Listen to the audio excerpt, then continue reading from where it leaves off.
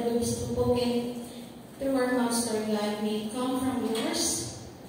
And we ask, Father, that you grant us humility, a heart that seeks you, a heart that is ready, Lord God, to serve you. We ask for forgiveness for whatever sins we have committed, so that your blessing and your holy anointing will be upon us this morning, Lord God. Thank you, Lord. We all the glory in Jesus' name. Salamat po sa privilege. Nakita ko yung tropa ko sa Facebook mga 5 years ago. Yata ako tumayo. I thank God for His grace. Ang topic about this morning is soar or fall unwaveringly. Makita po natin ang text natin sa Isaiah 40:31. Theme code for this month is pursuing your goal. So, nilagyan ko po ng unwaveringly. Sige po, next slide please. And po yung verse, but those who wait on the Lord shall renew their strength. They shall mount up with wings like eagles. They shall run and not be weary. They shall walk and not faint. Next slide, please. So, yan po. Makita natin may soar and may fall. Kung i-recap po natin yung nakaraang mga topics, dinala po ni Pastor Jerry yung forget the former things, ni Pastora Manchi, ang walk as wise and not unwise, Pastora Heidi, ang run with patience, the race that is set before us, at ito po ang topic natin, soar unwaveringly. Bigyan ko po ng definition of terms: soar, rise, climb, ascend, and rise. So, unwaveringly, firmly, without changing or weakening, constant, steady way. Fall, drop, descend, incline, slide. So, isang malaking tanong po sa akin, Lord, paano ba mag-soar?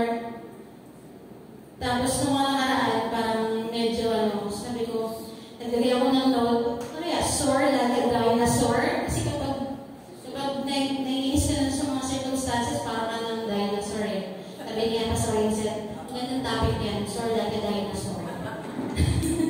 Pero, ayan po, introduction. Life is always full of positive and negative choices. So, buhay pa natin, marami tayong mga bagay na dinidesisyonan. Some effects are only temporary. Sometimes it may take us only days, nights, months, and even years to realize the gravity of our choices. So, how is our choices? Kamusta po ba yung ating mga choices sa buhay? Next slide po. So, the book of Isaiah unveils God's judgment and salvation. Ang bansang Israel po ay sa holy nation and was mandated to be a witness to the nations. So, ayan po, makita po natin kung paano po nilibili ng Panginoon sa book of Isaiah ang kanyang judgment sa bansang Israel dahil sa kanilang naging pagkakasala laban sa Panginoon. Next slide, please. And Babylon's king Nebuchadnezzar held the Israelites captive just as the Lord had spoken. Kumbaga yung nangyari pong captivity sa bansang Israel that time is talagang sinabi na siya ng Panginoon na mangyayari na sa inyo dahil sa inyong pagkakasala laban sa akin. At ang Babylon exile nang sila ay pinatapon or dinala sa Babylon has caused Israel to lose their faith in God. Dahil ang mandate ng Israel is witness to the nations, nag-start na silang mag-complain and accuse God. Pinili mo kami, bansang Israel kami, bayan, pinili ng Diyos. Pero bakit ganito yung nangyayari? So, of course, our choices have always consequences. So, kaya nag-question na po ang bansang Israel. So, matakpan pa natin sa Ezekiel 18:29-31. Sabi po dito, yet the house of Israel says, the way of the Lord is not fair, O house of Israel. It is not my ways which are fair, and your ways which are not fair. Therefore, I will judge you, O house of Israel, everyone according to his ways, says the Lord.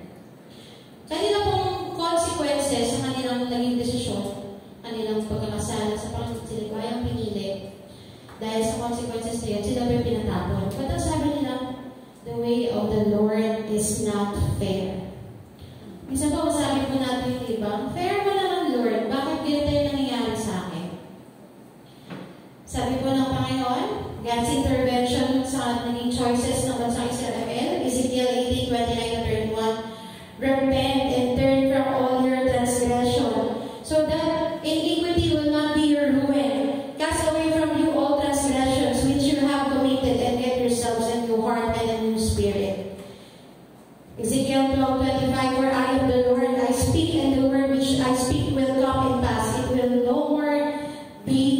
postponed. Kung ano po yung sinabi ng Panginoon, yun po yung mangyayari. At dahil, when the question about sa Israel, yung way ng Panginoon, kung paano ang Panginoon nag-intervene sa kanila, sa kanilang pagkakasala, unfair ba si Lord? Sabi ng Panginoon, mag-repent kayo and turn from all your transgressions so that your iniquity o yung mapagkasala will not be your ruin. Get yourselves a new heart and a new spirit. At ang Panginoon ang Diyos ng oras, ng timeline. Kung ano sinabi niya, yun yung mangyayari. Hindi yun mababalik, hindi yun mapopospone. Kaya minsan parang questionable din sa atin, di ba? Lord, ano ba nangyayari sa akin? Parang unfair naman yata ito. Bakit ganito yung nangyayari sa akin? Ginagawa ko naman yung tama. Which is, dapat kailangan din natin mag-self-evaluate.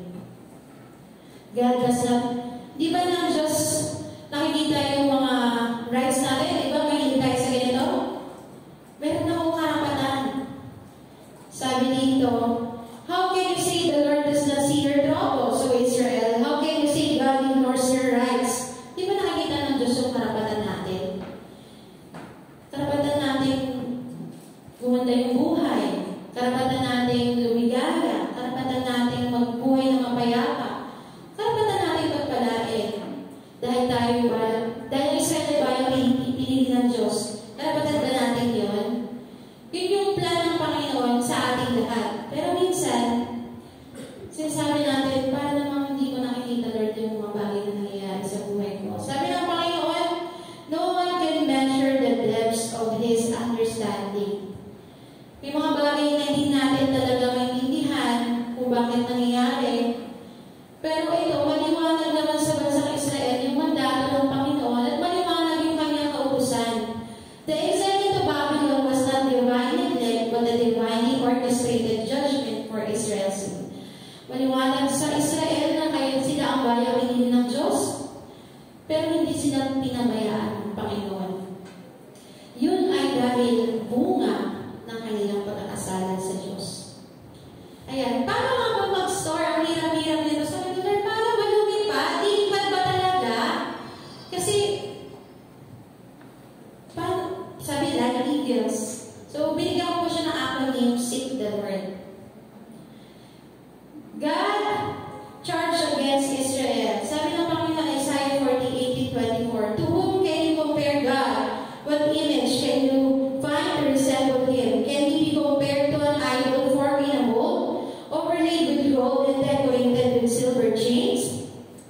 Or if the people are too poor for that, they might at least choose wood that won't decay and a skilled craftsman to form an image that won't fall down. Haven't you heard? Don't you understand? Are you deaf to the words of God? The words He gave before the world began? Are you so ignorant?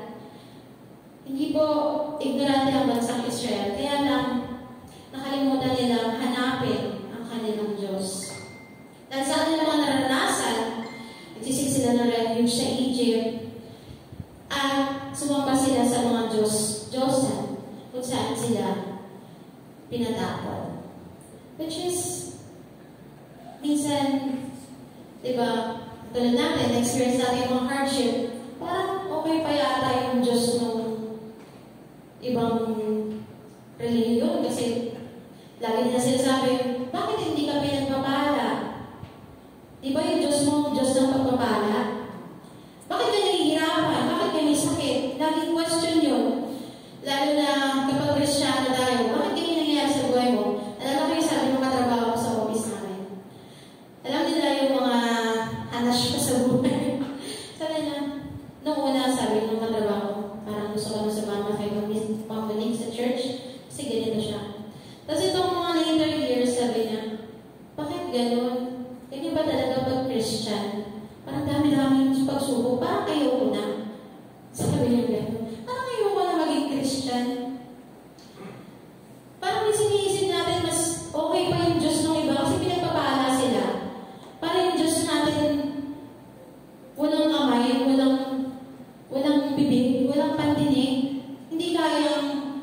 alisin tayo dun sa mga bagay na nagpapahirap sa atin. Israel became blind and deaf. They no longer see as God as He is. Israel failed to see how God works and what He's doing. Dahil nga, ando sila sa exile, dapat ang Diyos, alisin agad sila doon, deliverer, mag-provide ng Panginoon, healer, savior, refuge, restorer. Minsan ganito po tayo, diba? Parang hindi na natin nakikita yung Panginoon. Kasi iba na yung paningin natin, hindi na yung Diyos yung nakikita natin. Minsan, inahanap na natin yung sagot dun sa mga bagay na hiwalay sa Panginoon. God's sovereignty. God sits above the circle of the earth. The people below seem like grasshoppers to Him. He spread out the heavens like a curtain and makes His tent around them. He judges the great people of the world and brings them all to nothing. So lahat po ng bagay na nangyari sa atin dahil sa bansang Israel is alam ng Diyos. Walang bagay na hindi lingid sa Kanyang paningin. Next po, obey God's purpose. So una, seek the Lord. Pangalawa, obey God's purpose. Sabi niya Jeremiah 29:4-14, also seek the peace and prosperity of the city to which I have carried you into exile. Pray to the Lord for it, because if it prospers, you too will prosper. This is what the sovereign Lord says when 70 years are completed for Babylon, I will come to you and fulfill my good purpose to bring you back to this place. Jeremiah, for I know the plans I have for you, declares the Lord, plans to prosper you and not to harm you, plans to give you hope and a future. Then you will call on me and come and pray to me, and I will listen to you. Naniglag po ng Israel, hanapin ng Panginoon, sunod, di po nila makita yung purpose ng Lord. Sabi ng Panginoon, kapag kayo ay napunta sa Babylon, ayan, kasi pag nanatili sila dun sa kanilang lugar, mas mamamatay sila, mas magsasuffer sila doon. Kaya nung napunta sila sa exile, much better yung para sa kanila. Isa di ba po parang gusto natin manatili dun sa dati natin, sa lugar na kung saan nandun tayo, yung dati nating sitwasyon, pero dinadala pala tayo ng Panginoon sa isang lugar na kung saan may much better pala siya sa atin. Sabi niya, na nandun ang bansa Israel sa exile sa Babylon, pray to the Lord for it. Kung saan man tayo nandun ngayon, pag-pray natin sa Panginoon, kung saan tayo dinala ng Panginoon, if it's also brought by our consequences ng pagpili natin, kung nasaan ka ngayon, pag-pray mo sa Panginoon. Ang bansang Babylon is a Gentile, tama po kung sa Gentile nation dahil hindi sila sumasamba sa Diyos ng bansang Israel.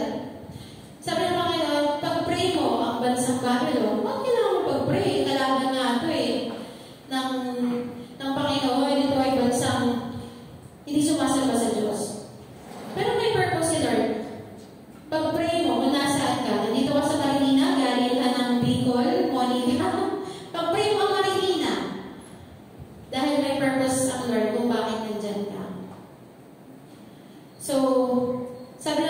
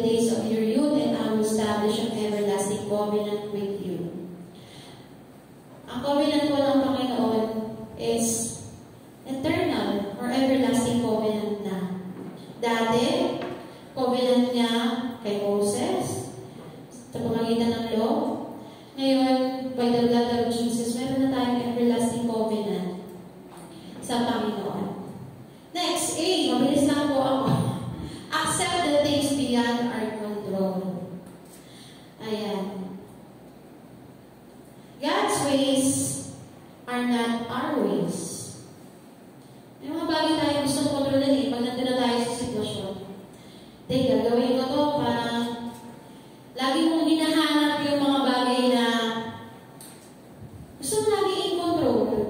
Di ba yung stress nga, ang stress daw po ay bunga ng bagay na kapag di natin nakokontrol yung isang bagay, na-stress tayo.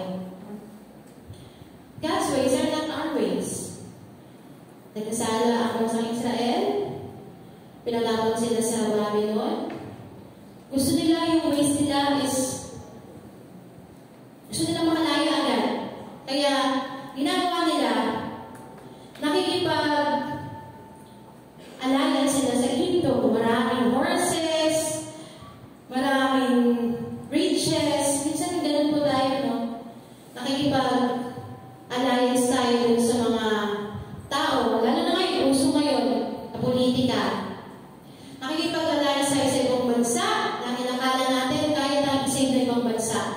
Pumipili tayo ng mga politiko na akala natin magliligtas sa atin sa kahirapan, di ba? Duterte, o kayang ano ni Duterte, yung supoy ni Duterte, yung droga. Ngayon naman kay BBM, tayo daw ni BBM 20 pesos na bigas. Masob yung kagutuman. Marami po tayong bagay na gusto natin in control. Pero hindi po yun yung way ng Panginoon. Lagi tayo na-stress na dapat ganito, dapat ito mangyari. Parang ako dati, sabi ko sa Lord, dahil nga po nangyari-belda ako sa mga magulang ko, trabaho ako, napilitan akong magtrabaho.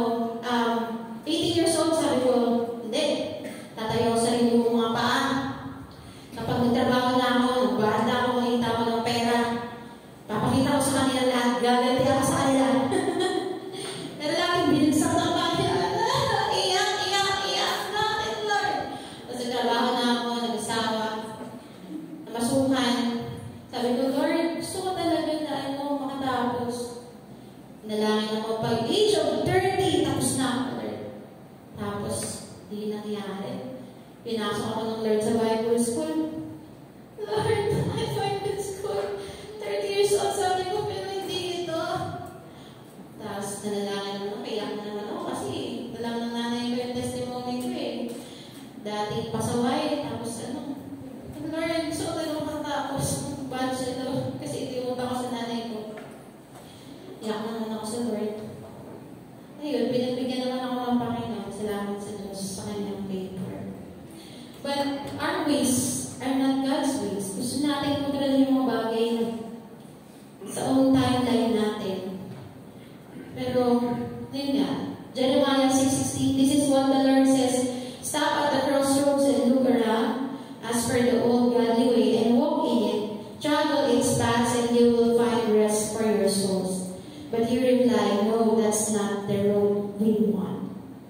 May mga gusto tayong daan na pinipili natin ng lakaran, pero hindi naman yun yung gusto ng Diyos na lakaran natin.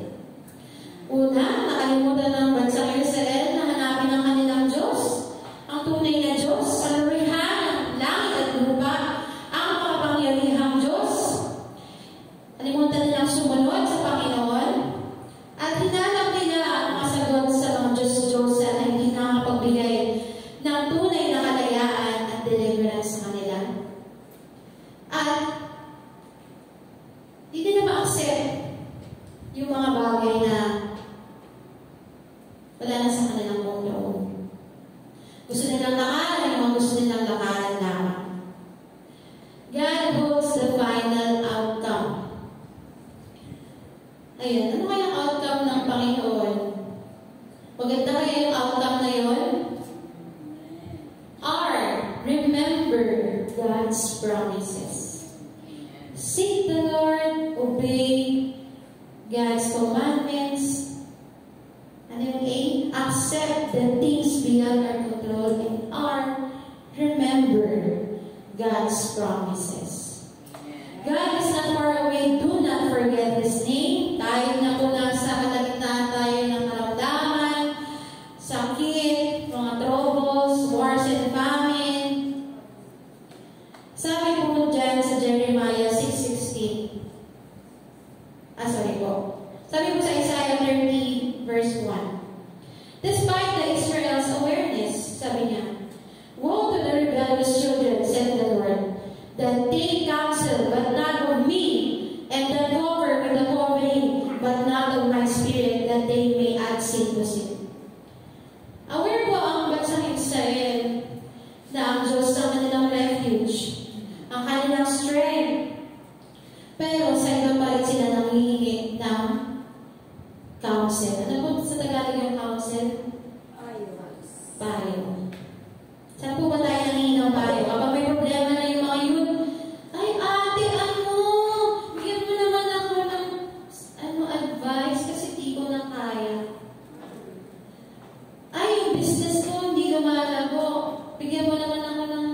manood sa social media ng mga dapat.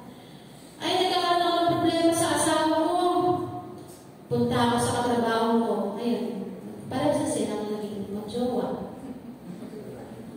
Ay, inis ako sa pastor ko. Kasi yung pastor ko lagi na lang ako nakikita eh. Dahil may mga pastor dito sa harap, parang matutunaw. Yung mga mata nila nakagano'n sa akin. Ako nakakatakot. Inis ako sa pastor ko. Punta na lang ako dun sa kabila. Kasi yun, alam niyo po, napunta kami sa Pampanga. Nung nakilamay kami dun sa kay Sister Dolly, 91 years old namatay. Nagbibigay daw po yung isang religion ng business. Kapag umalig ka sa kanila, bibigyan ka nila ng business. Doon na lang kaya ako. Kasi may business eh. Diba? Kung hirap-hirap ka na sa buhay, anig na lang ako dito kasi may business ko eh. Tamantalang tayo, nakita ko, kamusta ba yung mission fund natin, Pastor? Malaki na ba yung mission fund natin? Yung mga finances natin, kamusta po ba? Minsan, doon lang tayo hihilang tayo kasi di natin makita yung mga bagay na sagot sa katanungan natin. Sabi dito, Ezekiel 33:6-7, woe to the foolish prophets who follow their own vision, own spirit, and have seen nothing. They have envisioned stupidity and false divination, saying, thus says the Lord, but the Lord has not sent them, yet they hope that the word may be confirmed. You say the Lord says, but I have not spoken. We are already in the last days. And there are a lot of false prophets na talagang yung counsel na hinahanap natin kung paano tayo lalakad sa panahon to, kung paano tayo mag-iisip, kung paano tayo magsasalita, gagawa, is, ayan, this is a warning. Kahit tayo po ng mga naglilingkod sa Panginoon. Kaya napakahirap magsalita sa harap eh, kasi ikaw agad yung i-judge eh. Ikaw agad yung mananagot sa Panginoon. Baka mali-mali yung sinasabi natin. Pero, wala naman sa church law, I believe. But outside, minsan nakikinig na tayo sa ibang hindi dapat pakinggan aside from God. Basahin mo natin yung Bible natin, yung counsel na dapat natin matutunan, yung mga instructions na dapat natin gawin. Nasa Bible na po, kahit hindi po kayo present dito sa church, open po yung Bible ninyo kung nandun po kayo sa ibang lugar. The Lord has not sent them. In the last days, there will be false prophets na sasabihin, I am the way, sasabihin, pinadala ako ni Jesus, sasabihin na siya yung daan, at marami daw pong matideceive in the last days, even the very elect. Kaya, bantayan niyo po yung katabi niyo na natutulog. Baka nadideceive na. Gising pa po ba kayo? Nakakatakot magsalita dito sa harap para ako matutunaw. Praise God. For they shall not be ashamed that wait for me. Sabi ng Panginoon, hindi ka mapapahiya. Pero, Lord, ang tagal naman. Sabi ng mga prayer ko last year, hirap na ako, Panginoon. Pagod na ako. Kailan ba mo kami pagpapalain? Kailan ba mo ililigtas yung pamilya ko? Kailan ba? Pagod na ako. For they shall not be ashamed that wait for me, says the Lord. 2 Corinthians 4:8-10, we are pressed on every side, but we still have room to move. We are often in much trouble, but we never give up. People make it hard for us, but we are not left alone. We are knocked down, but we are not destroyed. We carry marks on our bodies that show the death of Jesus. This is how Jesus makes His life seen in our bodies. Ayan. Kalimitan daw po, lagi tayo nasa trouble, but we never give up. Kamusta niyo po yung katabi mo? Pag-give up ka na ba?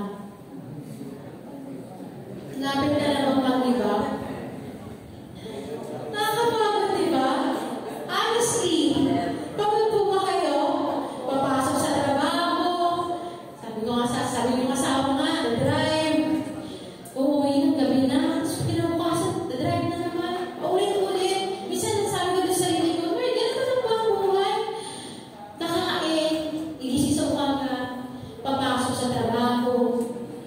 Pag-uwi sa bahay, lilinis ng bahay, luluto, hugas. Bukas, isip na naman. Nakakapagod. Di ba po? Nakakapagod, honestly. At yung mga tawag na yun is part. Ang ispan sa Israel is brought by their sins. Minsan yung mga troubles natin, brought by our own sins. I too experience those troubles brought by my own sin and choices. But the Lord already provided the way and the solution. In all those troubles, we never give up. Sabi nga po ni Pablo sa kanilang mission ministry, I know how to be poor. Alam ko kung paano magkaroon. Alam ko kung kailan wala. Na shipwreck. Nakagandang ahas sa ministry. Ano ba ang naranasan ni Pablo? Naranasan niya makulong. But in all those things, he did not give up. Nung bansang Israel, lagi nila tanong, bakit? Bakit? Kasalanan mo eh. Minsan natatanong natin, bakit ako ganito? Kasalanan mo eh. Mga choices mo din eh. Diba?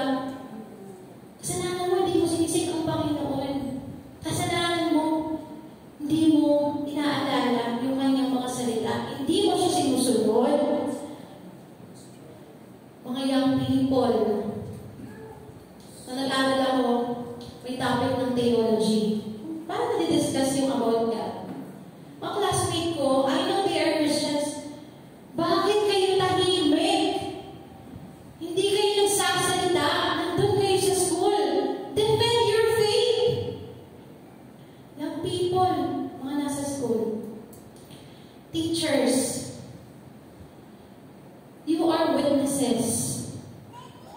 You have the authority. Pwede mo ituro sa inyong mga klase. Merong professor doon, kung ano ang sabi niya, ganito lang, Diyos, ganito. Nag-igrip ako. Kahit sa school, iba yung tinuturo. Sino ba dapat natin hanapin? Tanong yung mga tabi mo, sino bang dapat mong hanapin, Diyos? Sino ba dapat mong i-obey? Sino ba yung dapat na and then kita mo makalimutin agad, di ba? Sino ba yung, ano ba yung dapat mong i-accept? Na-accept mo ba na yan yung mga bagay na nakatalaga? Ayan.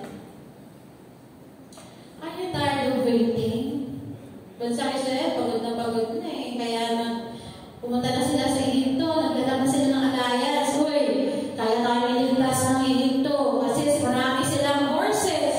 Marami silang tapos, ayan, nawala na kanilang hope and strength.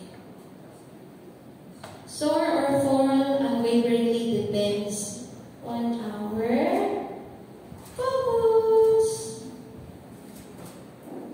Noong last Sunday po, nagkaroon naman namin yung inspiration. Sabi ko, bakit ba di namin makita, Lord? Bakit ba parang kami lagi mga bulag at mga di namin makita? Mga mata natin, parang may mga scale ng isda. Kaya blurred. Mga mata natin parang mayroong kalistis ng isda. Hindi natin makita yung focus. Kasi nag-blur tayo sa mga bagay at mga problema at mga pain sa buhay natin. This is the time to remove that scale. At ang bansang Israel po, sabi po sa kanila, pumunta sila sa Babylon, magiging mas okay sila doon, sa exile, kahit na akala nila dahil pinapatapon galing sa war, is talagang mahirap naman talaga pag pinatapon ka, wala kang sarili mong bansa, wala kang sarili mong bayan, wala kang comfort doon, wala kang kilala doon. Pero sabi ng, at si King Nebuchadnezzar, kala na siya na yung Diyos. Kasi, nasakop niya yung bansang Israel eh. Diba? Mas malakas ako sa Diyos niyo.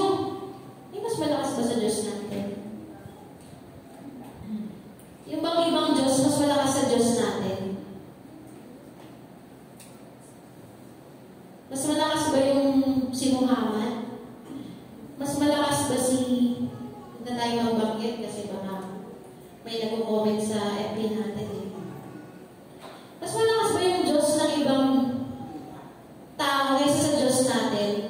Pero parang minsan sinasabi natin, parang, Lord, nagbandaw lang kami ni Esther eh, Lord, ang hirap-hirap, diba? Minsan, gusto ko lang maranasan. Gusto ko maranasan yung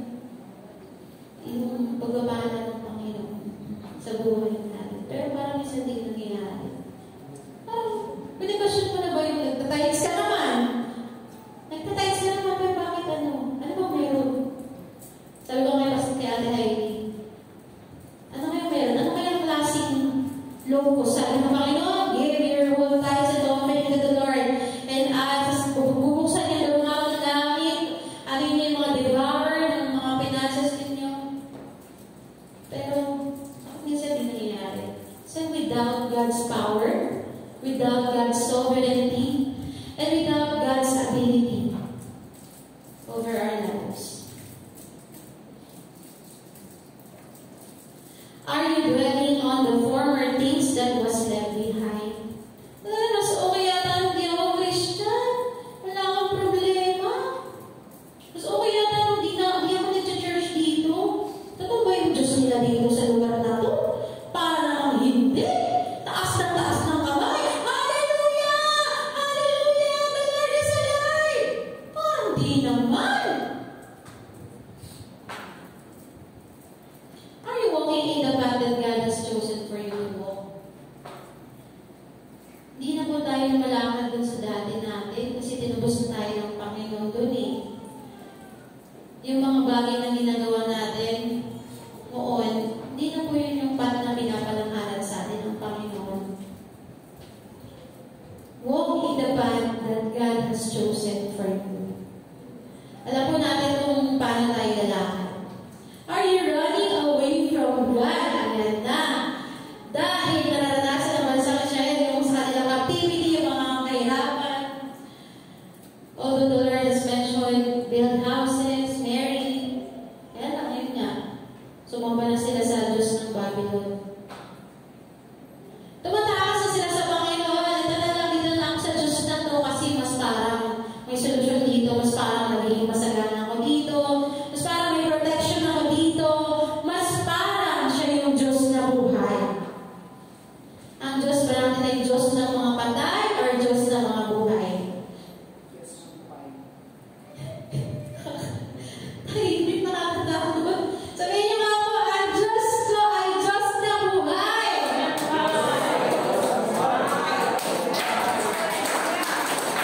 Ang hirap i-convince sa sarili, no? Pag nandun ka sa troubles, sabi ko, Sister Hannah, may problema siya. Oh, may problema. Kayo may problema. Parang hirap i-convince ng sarili. Ang Diyos ko ay Diyos na buhay. Ano sabi doon sa Facebook ng news? Talaga ba? Ulitin mo natin, ang Diyos ko ay Diyos na buhay. Ang Diyos ko ay Diyos na buhay. Parang di pa convince. Sa mga ako, declare natin, i-confess natin, ang Diyos ko ay Diyos na buhay. Ang Diyos ko ay Diyos na buhay. Ang Diyos ko ay Diyos na buhay, Lord. Kaya kaya mong iligtas yung pamilya ko. Kaya kaya mong solusyonan ang problema ko. Kaya kaya mong provide, Lord. Ikaw ang Diyos na buhay.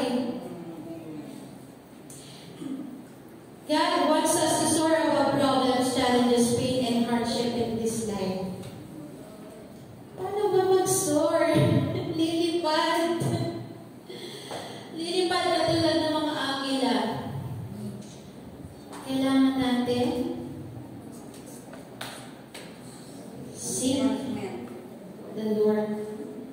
obey. Accept that whatever things that you are in is beyond your control. Remember God's promises.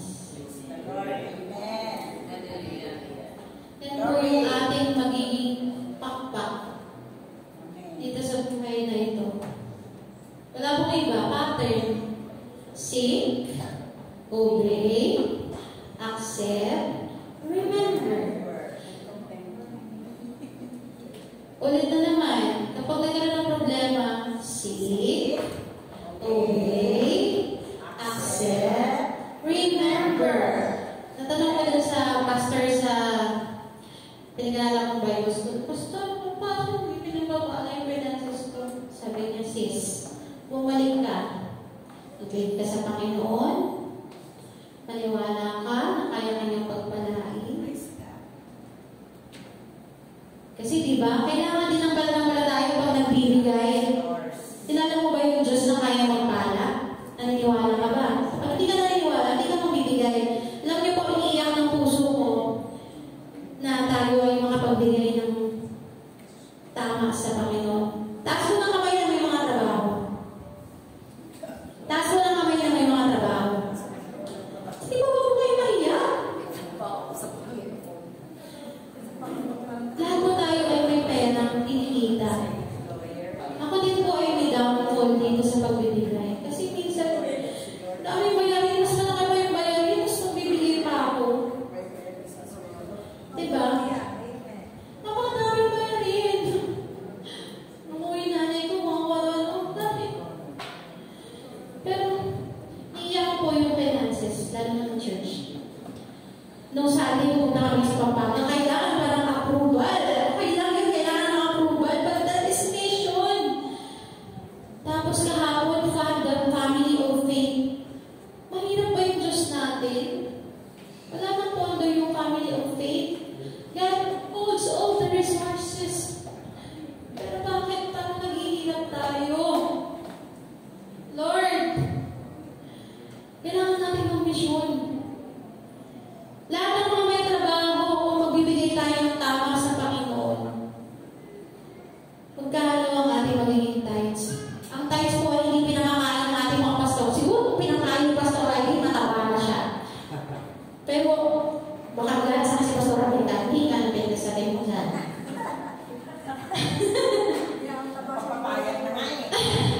Hindi po pinakakain ng mga pastor yung ating binibigay. Ito po ay ginagamit sa misyon at kung saan-saan pa para abutin naman na ang lamang pagkilala sa Panginoon. Kaya iiyak po natin sa Panginoon pagpalain mo talaga ang finances namin, Lord. Ang prayer ko sa Panginoon, Lord, yung proper distribution of wealth na dapat nakukuha ng mga Christian para talagang yumabong yung pag-mission ng church, magawa po natin. Diba po? Dami-dami pa nila. Kamustahin mo naman yung katrabaho mo? Dati pinatrabaho ko, katabi ko lang, tapos yung pala, yung plan siya mag-suicide. Buti na lang nabuhay siya. Kamusta lang yung katrabaho mo nila na siya share? Madami mo tayong pamilya, malapit na dumating si Lord. Tapos, paano tayo magsusor? Those who wait on the Lord. Tayo po ba ay nag-wait sa Panginoon? We'll soar on the wings like eagle. At wala tayong ibang gagawin. Seek, obey, accept, remember. Accept na talaga, this is the world na kung saan dahil sa fall, yung consequences ng kasalanan, salita talaga tayo. Sabi naman ng Panginoon, di ba? In this world, you will have troubles. Hindi tayo exempted. But we need to soar above all those things. In the season of waiting, many people will turn back from God. Are you one of those? Lalamig ka na ba? Tanong mo ang katabi mo, lalamig ka na ba? Malamig dito kasi naka-aircon. Lalamig ka na ba? Nilalamig din. Nilalamig na ako, literal. John chapter 6 to 68. From this time, many of his disciples turned back and no longer followed him. You do not want to live too?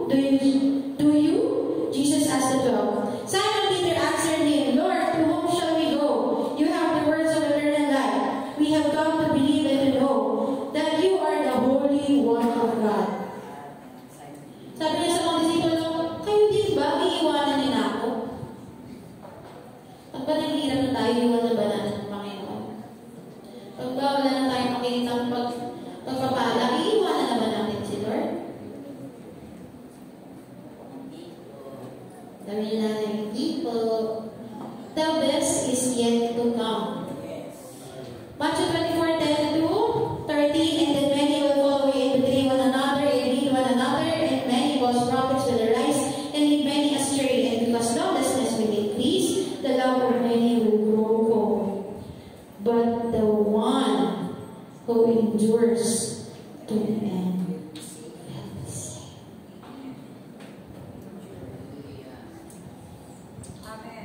Kailangan ko ng endurance. Sabi doon, those who wait. Sino ba yung mga nag-wait? Ang bansa Israel, nag-wait pa rin sa Savior nila. Hanggang ngayon. Tayo po ba? Sino po ba hinihintay natin? Hinihintay po ba natin na makaalis tayo sa ating bansa? Gusto ko din mag-abroad, pero hindi naman kasi sa atin eh. Those who wait on the Lord.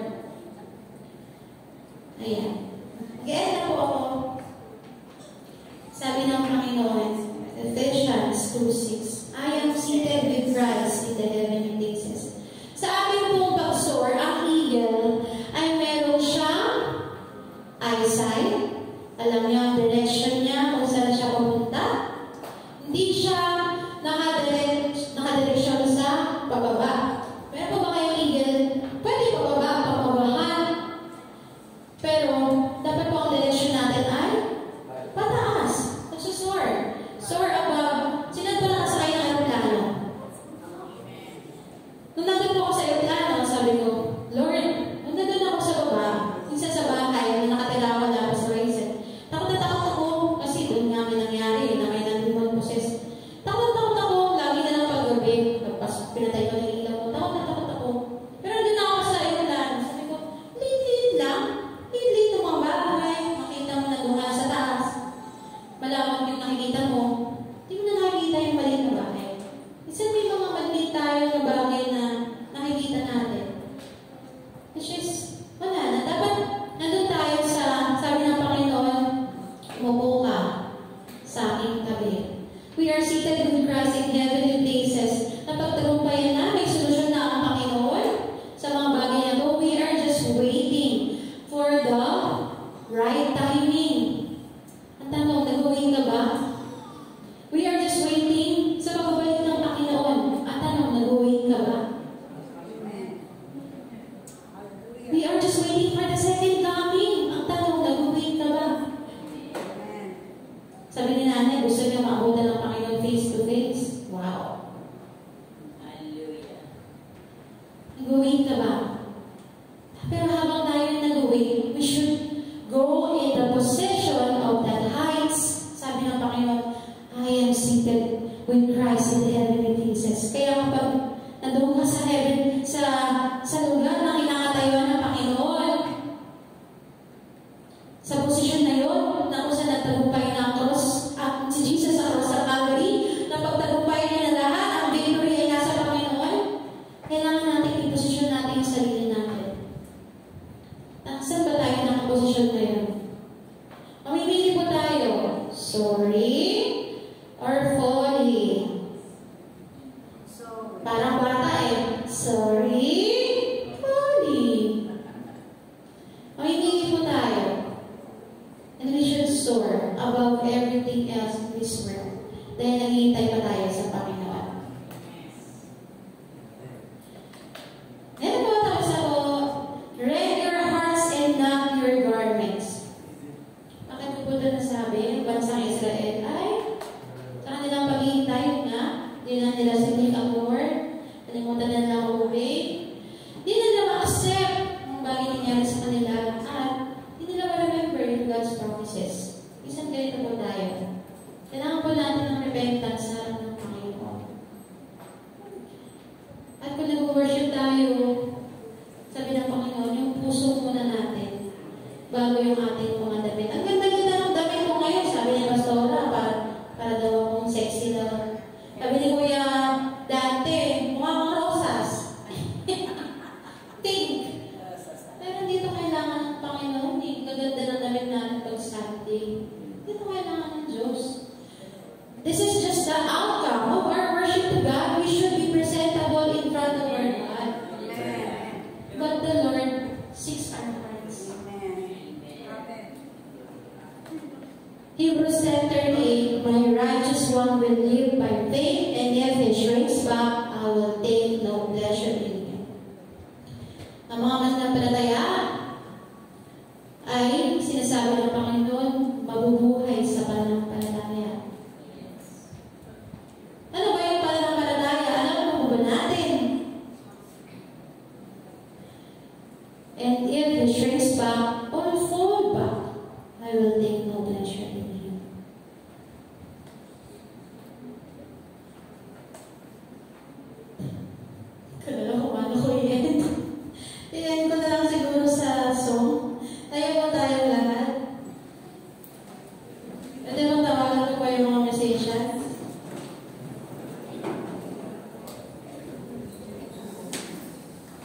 Sabi ko dito sa kanta, Be Magnified.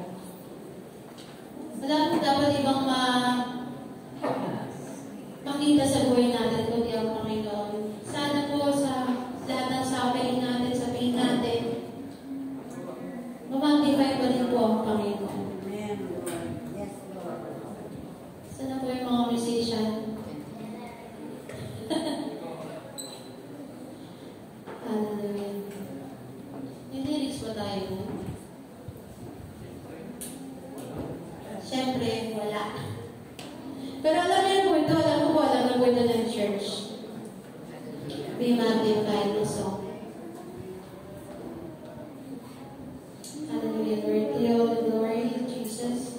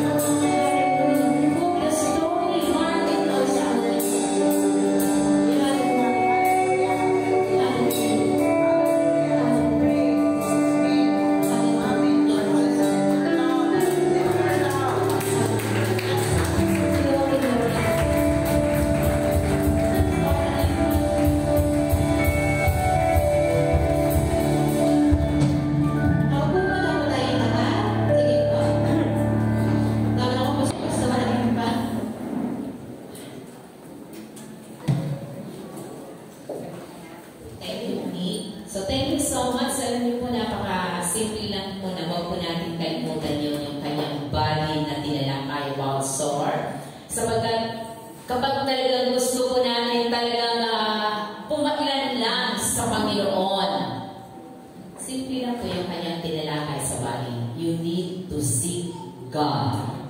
Kinakailangan makatagpo po natin ang ating pong Panginoon. Dahil marami pong naghahanap, hindi po nila nasusupungan. So, anong problem po ito? You need to seek God. So, sabi lang po niya, obedience. Alam niyo, gusto ko lang baliktad yung malinay dahil napakasimple po, pero alam po natin kung gaano kalalim ang dating po noon. Obedience. Yan po yung problem ng tao. Sabagat hindi po natin matuto. Alam niyo po yung eagle, tinuturuan niya ang kanyang mga anak kung paano sumunod mag-fly. Till such a time na makita po nila na ang kanyang mga eaglets ay kaya na pong pumailan lang. So lahat ng fear, lahat po ng pag-alinlangan, lahat po ng kanilang mararanasan sa kanilang paglipad, kinakailangan matuto po silang sumunod sa nagtuturo po sa kanila kung paano lilipad pataas. Alam niyo po, masarap maramdaman kapag ikaw pala sumakay ng airplane, kapag nasa taas ka na, kampante na. Kapag nasa flat na po ang kanyang paglipad, makakaramdam ka. Ganito pala. Kapag ikaw ay nasa tamang lugar na ng kanyang paglipad. Ganun ba ang Panginoon? Magkakaroon ka lamang ng totoong peace of mind, peace in heart, peace ng lahat ng bagay kapag nasa atmosphere ka ng tamang kalagayan sa Panginoon. That is your obedience. Acceptance. Sabi niya, accept everything. Ang problem ng Christian ngayon, hanggat hindi nasusunod ang gusto niya, lagi may arguments with God. Kaya lagi kang nakikipag-uwisan. Lagi ko lagi away ang Diyos. Ano ka nang ganyan, Lord? Bakit naman ganito, Lord? Bakit sila? Bakit sila? Bakit sila? Ang tanong, bakit dapat ako? Bakit ako nagkakaganito, Lord? What's the problem? I'm sorry, hi. Bakit hindi ko po ito? Bakit hindi ako makalipad? Kapag ang tingin ko lagi-laging nasa finances, subok na po ito ng maraming mga pastor who live in faith. Hindi ako nabubuhay dahil sa salapi. Hindi po ako masaya ng dahil lamang sa salapi. Masaya ako dahil naglilingkod ako sa Panginoon. That's my goal. Bakit? Na-maintain ko pa rin ang kasiyahan sa paglilingkod sa Panginoon. For almost 40 years, 41, serving the Lord, dami na pong nangako sa akin yan. Pagpapalain kita kapag ako'y nagkakaroon nito. Pero salamat sa Panginoon. Those are promises. Pero mananaman tayo sa pangako ng Panginoon. Bakit tayo nananatili pa rin magkakaroon? That's acceptance. Ito kung makapagkaya ko, wala akong TV, wala akong aircon, wala pa ng lahat na ito. And so, masaya pa rin ako na maglilingkod sa Panginoon. That's acceptance. Magiging masaya po tayo. Huwag po natin awayin ang Diyos po throughout the day. Ano pa naman yan, Lord? Huwag pa sila, no? Sabi ng Panginoon. Kaya ma-accept kung hanggang dito lamang, hanggang dyan lamang. Kung hanggang dito, hanggang dito. Ito na yung kaya ko. Di ba pag tumas ka na tumas at sobrang taas na, baka matalo ka. Pero ilalagay tayo ng Diyos sa bagay na kung saan dapat marunong tayo tumanggap sa Panginoon. Sa mga bagay na kaya niyang ipagkatiwala sa iyo na di ka mawawala sa paningin ng Panginoon. Ang taas-taas mo na, nasabi ng Panginoon, nasaan ka na? Kaya tuloy binigyan ako ng pagkakataon, diba? Naghahanapan na kayo ng Panginoon. Hindi ka na niya makita. Hindi mo na rin siya makita. Sabi ng Panginoon, accept hanggang dito. And you will find rest from God. Amen. Para maalaala mo ang lahat ng bagay na magiging para sa Kanya. Gusto niyo mag-soar high? sundin niyo yung sinabi po ninyo from the Word of God. God bless everyone.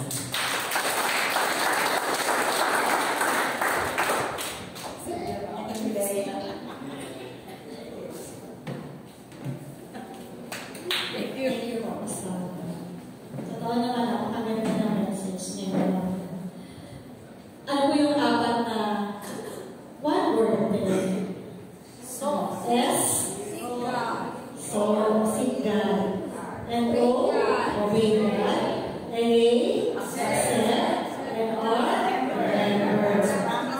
So, yun po yung four letters na one word, pero napaka-effective naman po. Diba po? Kaya pagka pag hindi na tayo in-line, doon lang ba tayo bumalik sa word? Di ba tayo pinunako sa ating announcement? Ayan po, patuloy pa yung namin kayo i-invite sa ating midweek service under Pastoral Ipa pa rin po. Every Wednesday at 6 p.m. live at SMK Mission page. Ang topic pa rin po is magbibigay pa ko ng konti ang chapter 9 ay napakayaman sa book of Romans. Dito po natin makikita kung paano ang ginawa ng Diyos dahil sa kanyang sovereignty ng Panginoon, why you are here, at bakit magpapatuloy ka pa rin. Kaya inaanyayahan ko kayo, makinig ko kayo sa book of Romans. Hindi po masasayang inyong panahon. Medyo i-click po muna natin ang SNKCC para manood po kayo, sapagkat tigilan muna natin ang ating pong panunood ng ilang bagay. Dahil napaka ang 6 to 7, nandiyan ang news, nandiyan ang lahat. Makahil may time po tayo.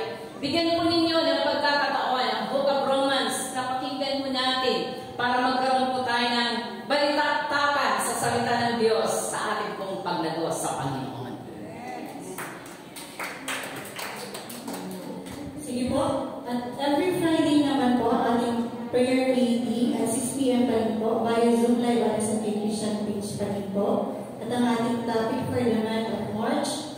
So next week po, March 30, Looking unto Jesus, the Warrior of the Faithful, by Pastor Dante Tarata and Pastor Arvin Tuazon.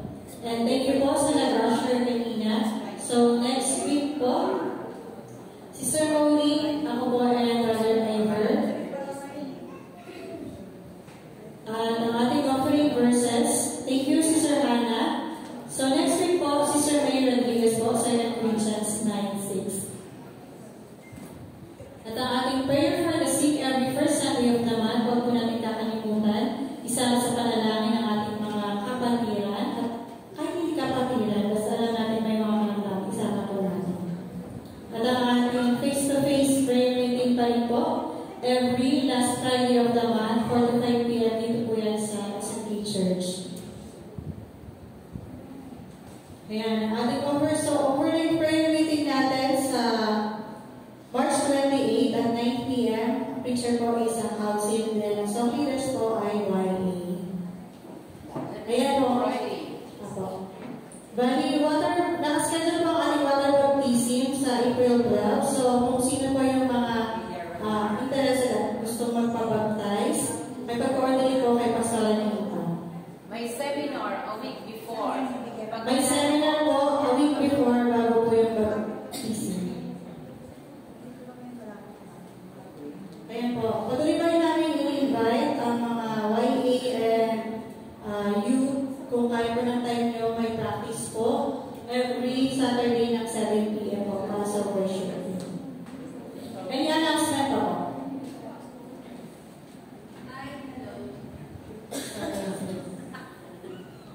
Ay, masaya ako ngayon. Masaya tayo ngayon. Yes. Yes. Palapakan natin ang Panginoon. Oh, may gawa kayo ng kabataan ngayon. At saka ang YC. Biblical parenting after the service and then after that. Hindi pala Sunday ngayon, Pastora, no? Kasi last Sunday, meron kayo evangelism exposure with Pastora. So next Sunday yun, lalabas ang mga white Wala out. ka sa Sunday. Wala ka sa Sunday, bakit? Ano ba naman yun? Ano mo wala sa Sunday? So dahil wala siya sa Sunday, sila Pastora Becca ang kasama tsaka ako. Yes, kasama nga din ako eh. Kasama ka din?